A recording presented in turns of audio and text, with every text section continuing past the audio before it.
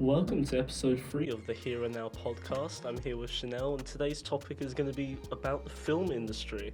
And we'd like to start off today's episode with a recent film that came out in the horror genre, which is Insidious. What are your thoughts on that?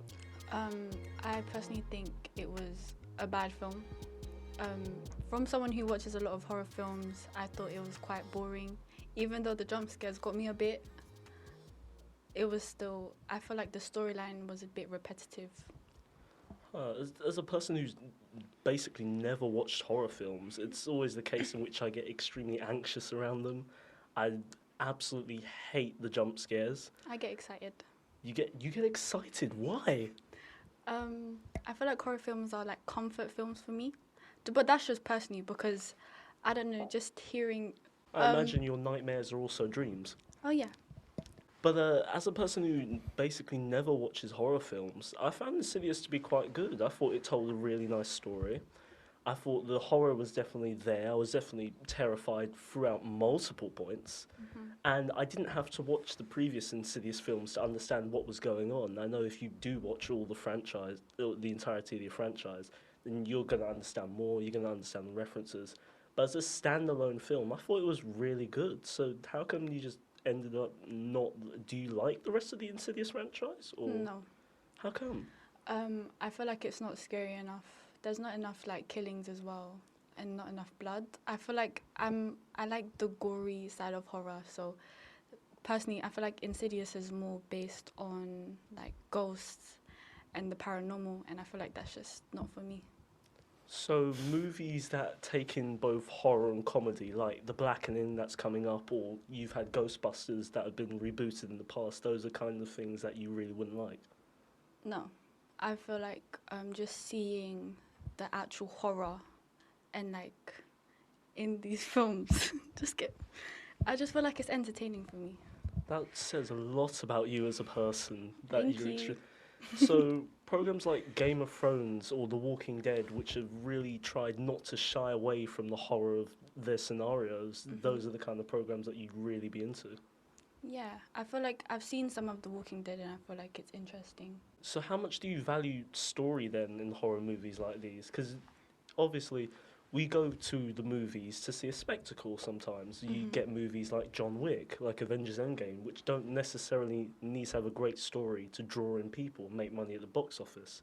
Mm-hmm. But then you get more movies that are horror-centric or that lean into comedy to try and have some semblance of story. So how important is it for you that you have a good story alongside all the jump scares and the blood and the guts and the gore?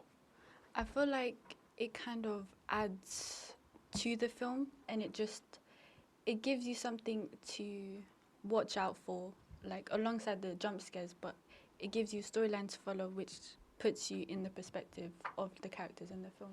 So if I had to ask you, say, your top 3 films or TV shows right now, what would they be off the top of your head? Of any genre. Of any genre. But I'm probably going to see quite a few horror names pop up here and there. I like... These are just from the top of my head, so I can't really think. But in terms of films, I would say Halloween, the first one. I would say Coraline, and I would say... I can't really think of a third one. That's fine. So you've also watched Coraline, because Yeah. I know I've watched it recently. What are your thoughts on that? I love it. I like how it's just so different because, like, the way it looks, people would think it's a children's film. And children I watched it as a child, but it's more, when you get older, you realize how scary it is and, like, all the little details that are put into it. Yeah, because it's really unusual to see an animation movie that wants to properly lean into the horror genre and is not backing away or doesn't use it as its primary topic. And that's the kind of thing with Coraline, where you've got the buttons for eyes, for example, where you've Yeah. got the mother who turns into this sort of horrid creature by the end of the film. Spoilers, by the way. Which it's something that you don't often see. And it's also Coraline itself, animation-wise, had a really unique style. It's not the kind of thing that you see today where it's more 2D. It was a 3D style. It's almost like dolls. Yeah, it was like stop motion. Yeah. And that's something that you really don't see often because now, you look animation wise, now you got your Across the Spider Verses, you got your Puss in Boots. We're gonna have Teenage Mutant Ninja Turtles coming out soon. Or Across the Spider Verse might have to be my third film, actually. What did you like about that? I like the amount of references it had to the first film, and just like the action it had in it as well, and the details as well. I feel like the people who made the film paid a lot of attention to detail, and I feel like that was really important. So how come it's not your number one then? Um, Or what stops it from being your number one? I think I just like horror. I've watched so many horror films. That's probably like the only one I've been watching, or maybe romance. But yeah. And still on the topic of Spider-Verse, of course, you've got the sequel that was meant to be coming out next year. It's been pushed back to 2026, I believe, or 2025. I didn't know that. And that's partially due to the conditions that the writers were forced through and the animators that were forced through. A fun fact, well, not so fun fact, is that animators aren't unionized, so they can be paid smaller amounts and still forced to do larger amounts of work. Mm-hmm. And part of the problem with Across the Spider-Verse was that they didn't know what they were doing until they were animating it. So for the first couple months, they were sat there essentially doing nothing and just brainstorming. And then all of a sudden, the deadlines don't shift, but you've got so little time to actually animate what you want. And that's what's happened, where they've been put in a space where they're constantly being crushed. And that's partially why we're seeing actors and writers strike right now around Hollywood.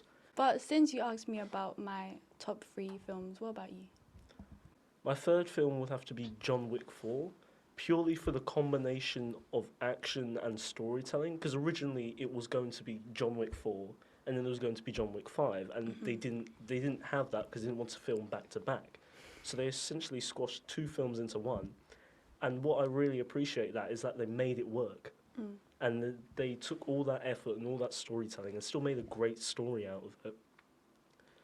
I think for my second top movie, I think it's Avengers Endgame, purely because they took 10 years of different characters and storytelling and films, and they managed to condense it into one 3-hour-long film that essentially united the world for a large period of time. Obviously, it's not perfect. We're going to go back now without all the excitement and the hype, and we're going to find flaws in it. But for what it was unprecedented for the time, and it's something that Marvel Studios right now is really, really struggling to top. And then number one, I think,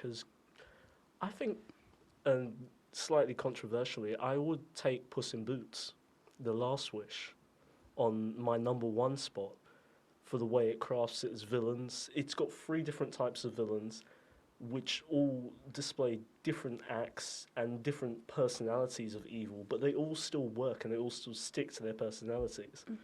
And it's also the kind of thing where you've got the main character, Puss in Boots, realizing that life isn't forever, and you've got to take your chances when they come, and you've got to appreciate the life that you got. And being a young kid who's going to be an adult by the end of this year, that's something that we're going to have to realize at some point. And it's such a crucial thing for us to know in our lives, that our lives are short, and they will forever be short. That's how it's going to go. So we've got to always try and make the most of it right now.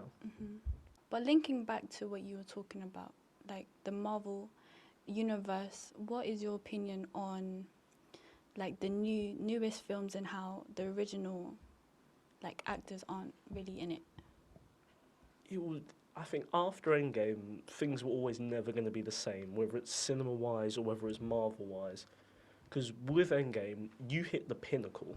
That is, for some people, for most people, it's going to be the pinnacle of Marvel. For some people, it'll be the pinnacle of cinema, where you've got a globally renowned movie that has been able to draw in basically everybody. And now it's the case in which Marvel are all of a sudden, they're in a space where they've got to build something up that's brand new. They've got to take their biggest names and faces who will not be there anymore, and they've got to try and craft something new. They've got to try and craft new faces that we like. They've got to take old ones and build them up to be leaders. You've got to take Tom Holland's Spider-Man, for example, you got to make him into a leader. You got to take Captain Marvel. She's got to be some sort of a leader. You got to take characters like Shang-Chi, like Miss Marvel, like Moon Knight, like Daredevil, who's come back from his Netflix days, and you've got to make them something that we want to watch again. And I think Marvel panicked in that way, where they were at the top of their game, and because they got so many characters to introduce, they've essentially thrown it all up. They've essentially thrown it at us all at once, and it's not their fault because we've had COVID. We've had COVID where nobody could film. Most films are coming out streaming wise. You had the contract disputes with Scarlett Johansson. You essentially, whilst you're at the top of your game, everything's shut down. Everything's stopped. And all of a sudden, you've got essentially a Marvel project every other week, every other month. And it's the case in which we're burnt out now. And Marvel as itself isn't as prestigious as it once was. And that's something that they've got to learn, that they're never going to beat Endgame, at least not the way that they're going. So what they've got to do is be something different. They've got to reinvent themselves. They've got to be something new now. And that's something that I don't know if Marvel can do right now. I genuinely don't think they can do it. What are your thoughts on it? I feel like for me, there's been certain levels of disappointment because just after seeing like the old films and then the new films and series that are coming out, it's kind of disappointing to not see your favorite superheroes on the screen.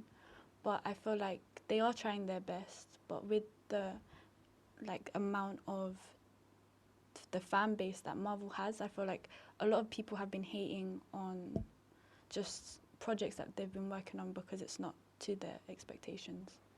Yeah, because I can't speak for you, obviously, but I've missed out on Eternals. I was really tempted not to watch She-Hulk. She-Hulk was all right. I know it's gotten a lot of hate from a lot of different people. Moon Knight, again, was all right.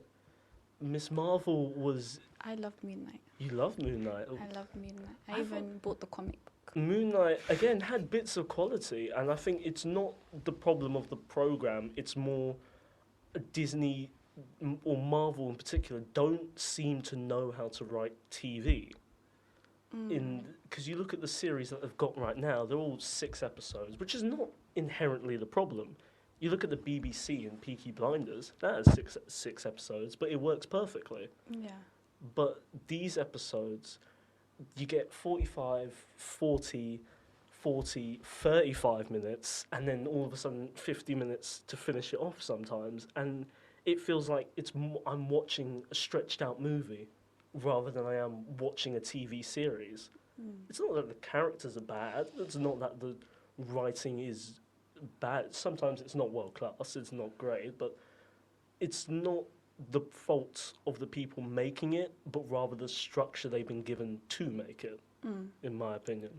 Yeah, I feel like I would have preferred it as a film rather than multiple, and you would have to wait like weekly to get the new episode. Yeah. So you prefer binging it, or?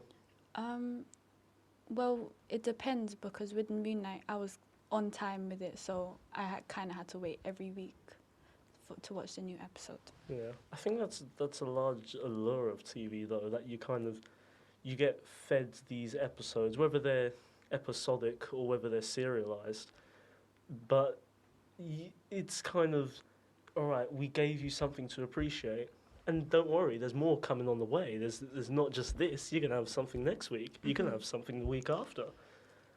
But with these Disney series, because it's so serialized, you kind of feel like it's sometimes a bit of a slog that it's serialized and you have to wait for what's essentially a movie.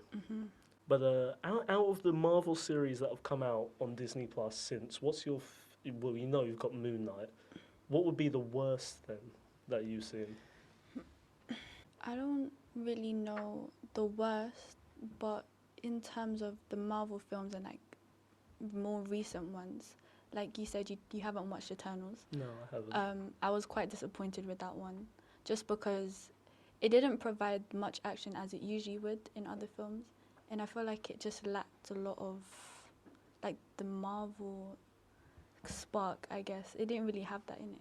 Yeah, because a lot of people criticise a lot of Marvel movies for leaning too heavily into the comedy. I'm not sure if you watched Thor: Love and Thunder. Oh, yeah. Yeah, but that movie got a lot of criticism for just not taking its story seriously. Mm. And that's definitely something I agree with. It felt like it was a dark movie written badly as a comedy, and it just didn't feel like the characters and the story that they're trying to tell fit the tone that they constantly went with. Yeah, I feel like it was more based on like jokes and making the audience laugh, but I feel like the audience didn't really enjoy it as much.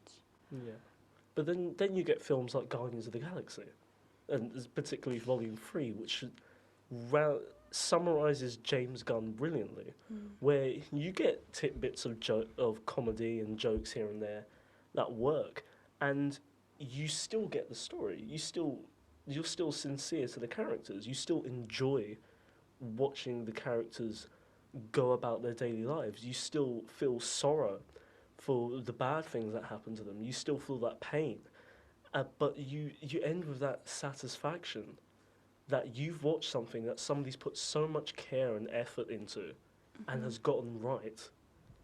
And it's the kind of emotion that summarizes cinema, essentially. But I believe that's all we have time for today. If we do continue this podcast, I hope you'll tune in for episode 4. This is Trey Francis and this is Shanelle, and thank you for listening. Thank you. Thank you for listening to our Here and Now podcast. We'll hope to see you